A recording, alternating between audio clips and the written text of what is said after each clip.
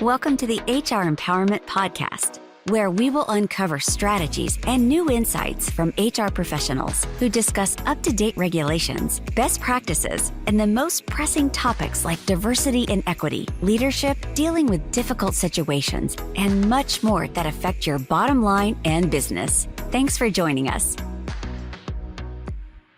Welcome back to 5 reasons why company culture is key to success. So we've talked a little bit about values. We've talked about feedback. Now I want to talk about the third pillar of company culture, which is accountability. It goes very much in line with the feedback that we talked about in session 2. But accountability is a little bit different, and it isn't always easy.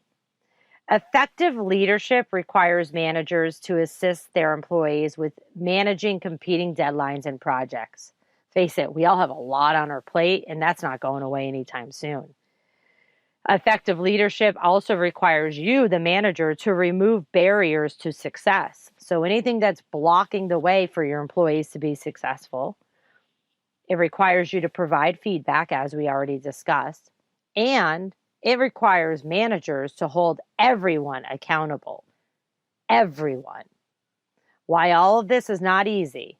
Effective leadership can be learned. However, it does take trust and consistency. So trust and accountability go hand in hand.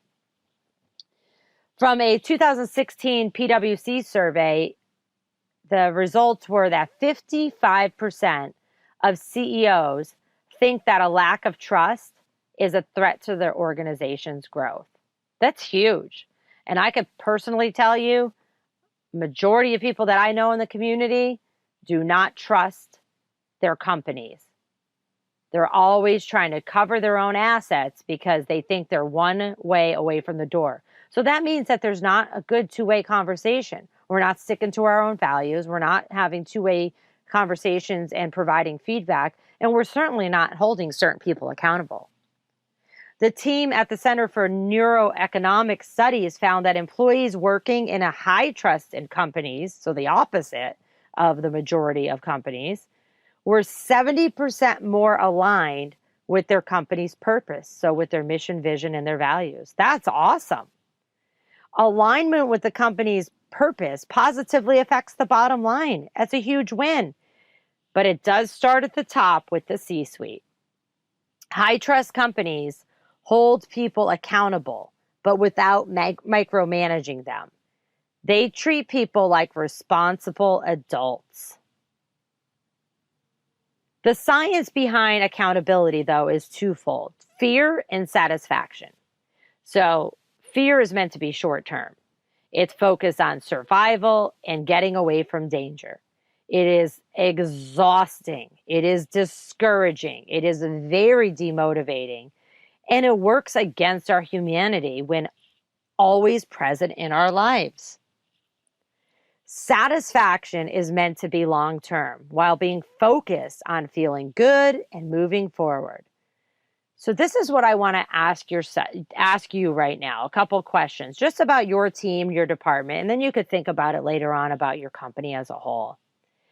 Do you motivate people through fear or satisfaction?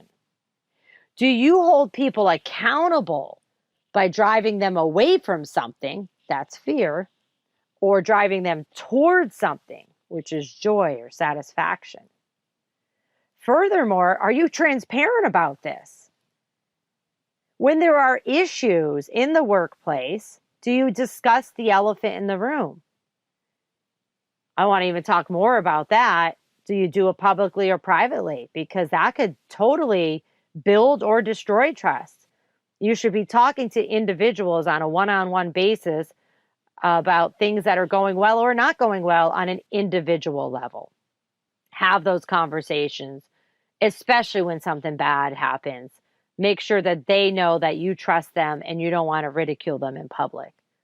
But you should be talking about great things that are going on as a team as a whole with everybody and making sure everybody knows the good things that are going on. But let's face it, when somebody makes a mistake, often it affects the whole team. We need to empower people to take action, to allow for mistakes, and then to discuss lessons learned. So we need to make it not such a horrific thing that somebody made a mistake. Let's learn through it as a whole team. Hey, we made a mistake. I, as a leader, I'm taking responsibility for that because I wasn't there to roll out the process, whatever the situation is. Let's talk about it. Let's talk about lessons learned and how we're going to avoid this again. That's a tough conversation to have because you don't want to ridicule or embarrass the person who made the mistake. But if it becomes a common conversation, people will know that the lessons learned are going to be discussed. But you as a leader have to accept that you were part of that mistake. Creating a company culture of trust and accountability with high standards takes work, a lot of work. It takes a lot of focus and it takes a lot of commitment from everybody. But it starts with you who's listening today. Trust is the essential glue that keeps a team together and functioning optimally. It empowers each individual to strive for the best, strive for personal continuous improvement and team continuous improvement. Trust is even more important, though, when you have at-home workers or maybe occasionally at-home workers or just workers that are on the road all the time, because you need to trust that they're doing their job even when you don't see them. And they need to trust that you trust them that they're doing their job. I always get a giggle out of people, and not in a good way, when leaders say, oh, I need to see my employees to understand that they're doing their job. And I'm thinking they could be sitting there hiding behind their computer, twiddling their fingers, playing on the internet all day. But because they're physically there, you think they're doing their job. So we really have to get out of that mindset. And hopefully many of you that are listening today are out of that mindset and were forced to possibly be out of that mindset because of a worldwide pandemic. Business involves relationships with other humans. So this is where it gets tricky, right? You have to throw two humans in a room together and something's bound to go wrong, even in the best situations. But we tiptoe around people, trying not to hurt the other one's feelings while putting more work on other people or on that person. Managers need to address this head on, and you especially need to address disrespectful and rude behavior head on, like I discussed in the values part of this podcast earlier. Managers need to know how to handle bad behavior, where to report unethical behavior, statements and actions to the leadership team. And the rest of your team needs to say, hey, I feel comfortable going to my manager to talk about this behavior that my coworker is exhibiting, even though it's none of my business. We need to empower employees to be part of the solution so that we can hold each other accountable for excellent behavior and excellent performance. If you're struggling with calling someone out on the table for poor performance or behavior, just remember that while we all deserve fair treatment, we all deserve equal accountability. So that means if you have 5 people on a team and you're only holding 4 accountable, then you're part of the problem. Accountability has to start with you. Equal accountability has to start with you. You need to take action. You need to lead with clarity by managing expectations. So the job descriptions that I discussed, the values, giving people feedback all the time. And here's a question. How could people meet your expectations if they don't know what they are? Again, it's so important to have crystal clear communication. It's mandatory because we're human beings and osmosis doesn't work. And those assumptions, they get thrown in the gutter. So the organization has goals that must be met. I advise you to start by 1, setting and documenting expectations individually with job descriptions, and then team-based or project-based, literally line item by line item of projects and deadlines and who's going to handle what. 2, by offering assistance. And then once you trust them, you're holding them accountable, you're giving them feedback. 3, get out of their way.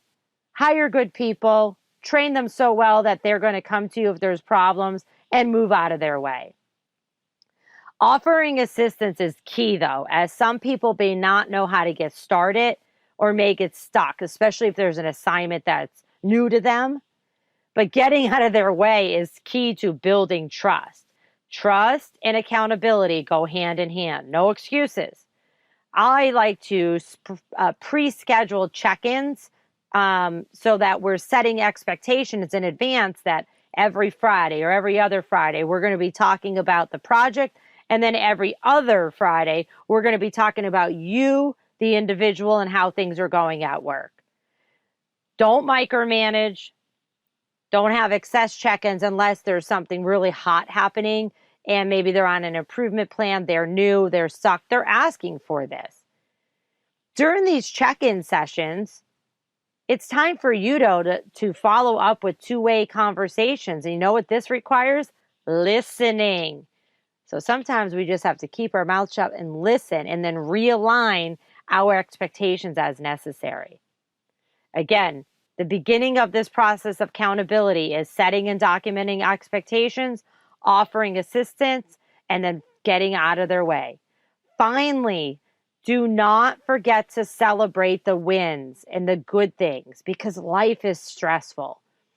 Discuss learning opportunities, aka mistakes and lessons learned. Thank you for joining the HR Empowerment Podcast, brought to you by Aurora Training Advantage. We hope you've gained new insight and strategies to navigate the HR profession.